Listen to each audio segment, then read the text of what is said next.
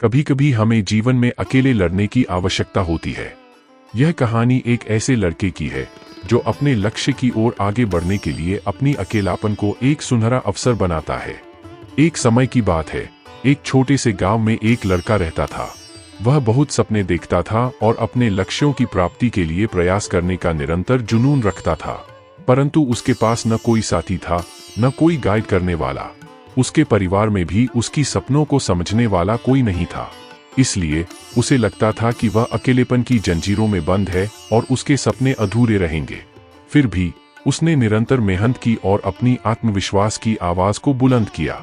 उसकी इच्छा शक्ति और संघर्ष ने उसे सही दिशा में आगे बढ़ाने की शक्ति दी।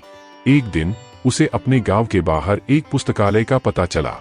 वह आश्चर्यचकित हुआ, क्योंकि उसे पहले कभी ऐसी जगह नजर नहीं आई थी। धीरे धीरे उसने उस पुस्तकालय के दरवाजे पर कदम रखा।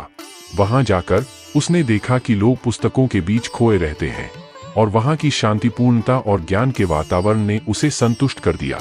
अपनी उत्कृष्टता को पहचानते हुए उसने लिया निर्णय किया कि वह पुस्तकालय में समय बिताएगा। धीरे धीरे वह पुस्तकालय की विभिन्न किताबों को पढ़ने लगा और नई दुनिया की खोज में निकल पड़ा। दिनों बिताने के साथ साथ उसका ज्ञान बढ़ता गया और वह अच्छे लेखकों और दर्शकों के साथ रिश्ते बनाने लगा।